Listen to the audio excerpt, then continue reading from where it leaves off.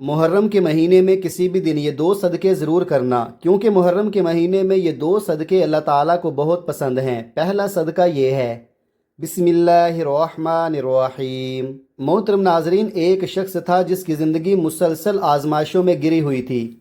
कभी कारोबार तबाह हो जाता, कभी कर्ज ख्वाह दरवाजे पर खड़े होते, कभी बीमारी उसके जिस्म को तोड़ देती और कभी हालात उसके हौसले को। वो हर रात आंसू में डूब कर सोता और हर सुबह नई परेशानी के साथ जागता। एक दिन जब दिल का बोझ बर्दाश्त से बाहर हो गया तो वो रोता हुआ एक अल्लाह वाले बुजुर्ग की खिदमत में हाजिर हुआ। उसकी आंखों में बेबसी थी और आवाज़ में दर्द।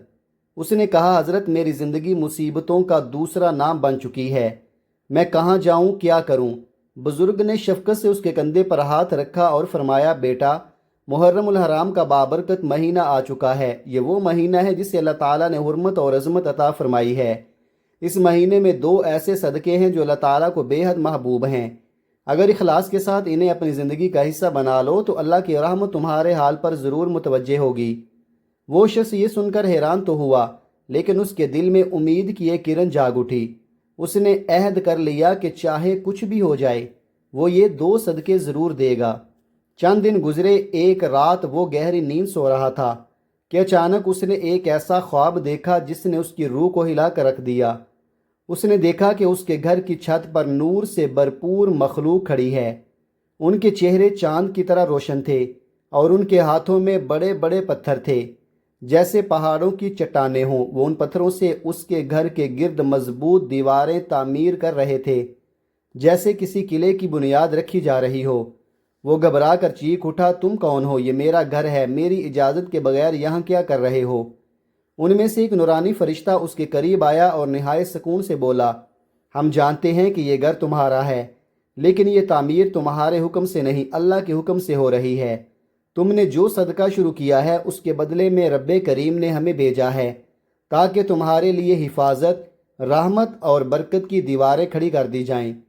नाजरीन, जब सदक़े का नाम लिया जाता है तो फ़ौरन जहन में माल, दौलत, कपड़े या खाना आता है। हम में से अक्सर यही समझते हैं कि सदका सिर्फ पैसे खर्च करने का नाम है, लेकिन क्या वाकई सदका सिर्फ यही है? क्या कभी आपने इस सवाल पर गौर किया, अगर सदका सिर्फ माल देने का नाम होता तो वो गरीब इंसान जो खुद दो वक्त की रोटी को तरसता है अल्लाह का कुर्ब कैसे हासिल करता? वो अल्लाह की रहमतों में अपना हिस्सा कैसे ढूंढता? मुहर्रमुल हराम का मुक़द्दस महीना हमें एक ऐसी हकीकत सिखाता है जो हमारी सोच बदल देती है। ये महीना हमें याद दिलाता है कि अल्लाह के नज़दीक बाज़ सदक़े ऐसे भी हैं जिनके लिए माल नहीं बल्कि इखलास होना चाहिए, दौलत नहीं बल्कि मोहब्बत होनी चाहिए, और ख़जाना नहीं बल्कि सच्चा दिल होना चाहिए। नाजरीन, अल्लाह ताला ने अपने महबूब नबी हज़रत मोहम्मद मुस्तफ़ा सल्लल्लाहु अलैहि वसल्लम को पूरी इंसानियत के लिए रहमत बनाकर भेजा। आपकी मुबारक ज़िंदगी हमें यह सबक देती है कि अल्लाह के नज़दीक सबसे कीमती अमल वो है जो खालिस दिल और सच्ची नीयत से किया जाए।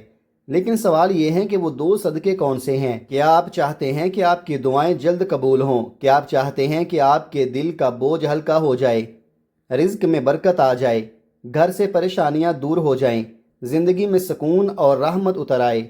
अगर आपका जवाब हाँ है तो जान लीजिए इसका राज इन्हीं दो सदक़ों में पोशीदा है। यही वो अमाल हैं जो नबी करीम सल्लल्लाहु अलैहि वसल्लम की सुन्नत भी हैं, आपकी आदत भी हैं और अल्लाह ताला के नज़दीक इंतहाई महबूब भी।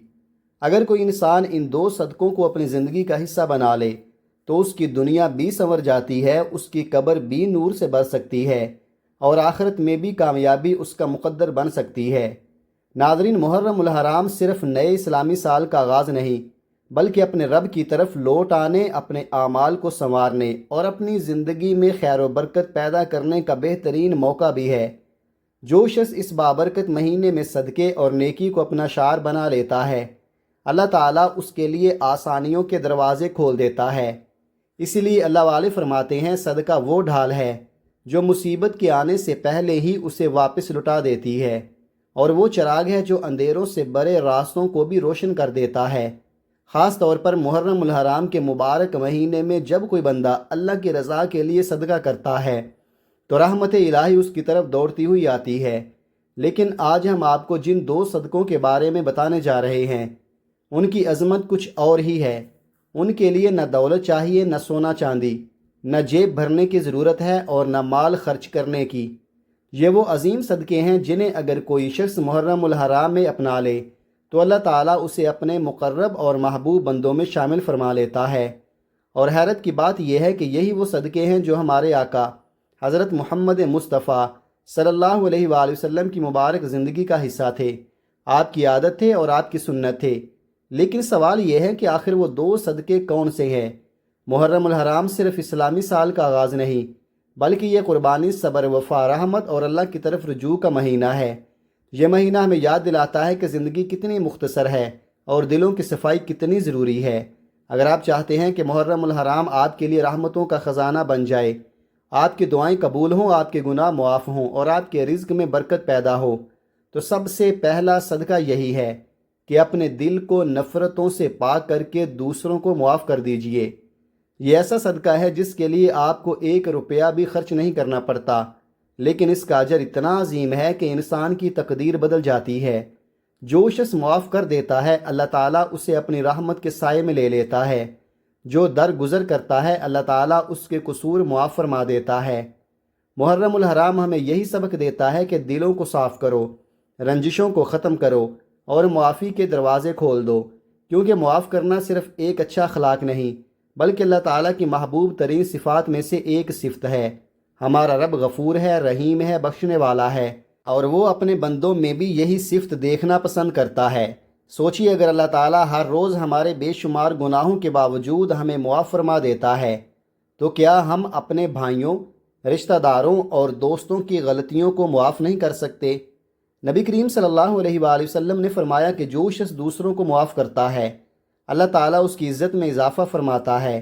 یہی وجہ ہے کہ دنیا میں بڑے دل والے لوگ ہمیشہ عزت پاتے ہیں، جبکہ نفرت پالنے والے اندر ہی اندر ٹوٹ جاتے ہیں۔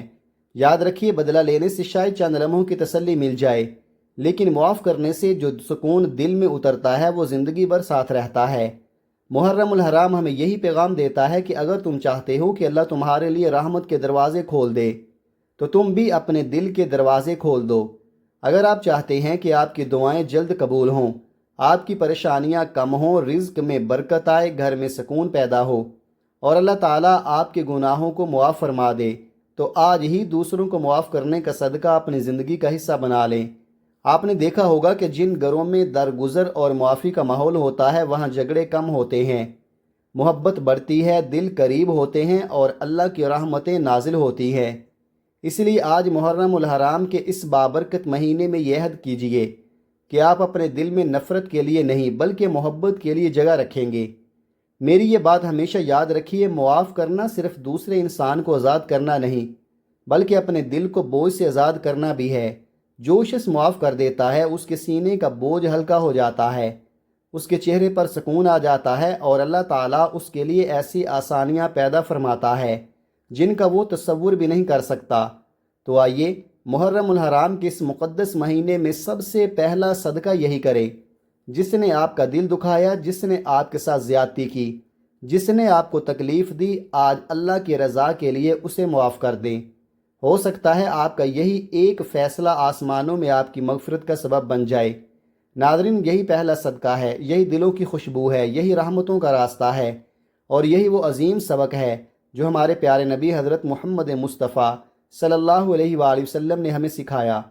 محرم الحرام اہل ایمان کے لیے برکت، مغفرت، رحمت اور قرب الہی حاصل کرنے کا مہینہ ہے۔ اس سنہری موقع کو غفلت میں ضائع نہ کیجیے بلکہ ان اعمال کو اختیار کیجیے جو اللہ تعالیٰ کو سب سے زیادہ محبوب ہیں۔ محرم الحرام میں یہ 2 صدقے ضرور کیجیے کیونکہ اس بابرکت مہینے میں یہ اعمال اللہ تعالیٰ کے نزدیک بے حد پسندیدہ ہیں۔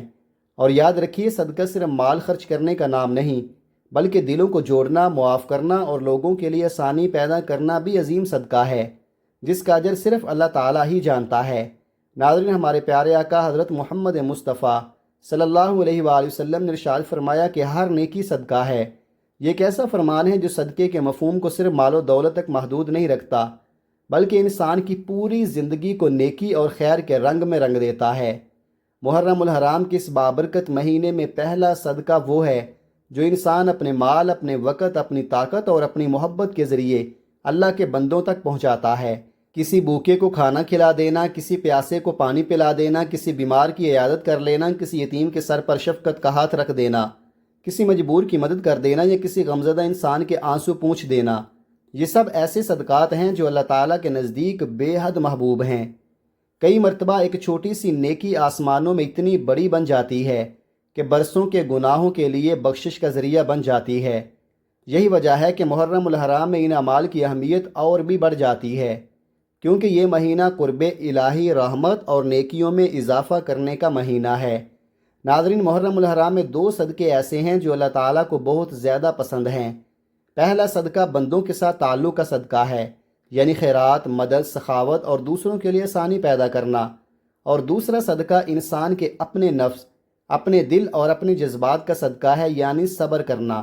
یہ دونوں صدقے اس لیے بھی عظیم ہیں کیونکہ ایک ہماری ظاہری زندگی کو سنوارتا ہے اور دوسرا ہمارے باطن کو روشن کرتا ہے۔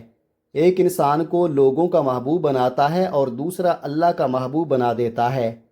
جب یہ دونوں صفات ایک انسان میں جمع ہو جائیں تو اس کی شخصیت ایمان، رحمت اور خیر کا نمونہ بن جاتی ہے۔ محرم الحرام کی خاص فضیلت یہ بھی ہے کہ یہ ہمیں صبر، قربانی اور اللہ کی رضا پر راضی رہنے کا سبق دیتا ہے۔ یہی وہ مہینہ ہے جو ہمیں بار بار اپنے نبی کریم صلی اللہ علیہ وآلہ وسلم کی عظیم سیرت کی طرف متوجہ کرتا ہے۔ ہمارے آقا صلی اللہ علیہ وآلہ وسلم کی پوری زندگی سخاوت، رحم دلی اور اثار سے بری ہوئی تھی۔ آپ صلی اللہ علیہ وآلہ وسلم کے دروازے سے کوئی سوالی خالی ہاتھ واپس نہیں لوٹتا تھا۔ اگر کبھی آپ کے پاس دینے کے لیے کچھ موجود نہ ہوتا تو آپ محبت سے وعدہ فرما لیتے اور بعد میں اسے پورا کرتے۔ آپ کی ذات سراپا رحمت تھی، سراپا شفقت تھی اور سراپا سخاوت تھی۔ اس لیے جب ہم محرم الحرام میں صدقہ کرتے ہیں تو دراصل ہم اپنے نبی کی سنت کو زندہ کرتے ہیں، اور جو شخص سنت کو زندہ کرتا ہے اللہ تعالیٰ اسے اپنی خاص رحمتوں کے سائے میں جگہ عطا فرماتا ہے۔ ناظرین، اب آتے ہیں دوسرے صدقے کی طرف، اور وہ ہے صبر کا صدقہ۔ یہ ایک ایسا صدقہ ہے جس کی حقیقت کو بہت کم لوگ سمجھتے ہیں۔ عام طور پر جب صدقے کا ذکر ہوتا ہے تو ذہن مال و دولت کی طرف جاتا ہے، لیکن حقیقت یہ ہے کہ صبر بھی ایک عظیم صدقہ ہے۔ یہ دل کا صدقہ ہے، جذبات کا صدقہ ہے اور اپنے نفس کو اللہ کی رضا کے سامنے جھکا دینے کا صدقہ ہے۔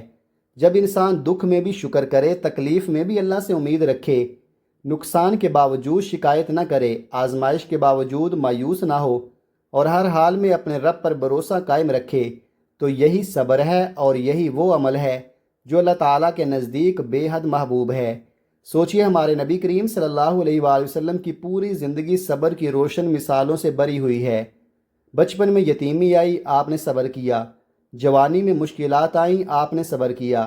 نبوت کے بعد ظلم و ستم کے پہاڑ توڑے گئے، آپ نے صبر کیا۔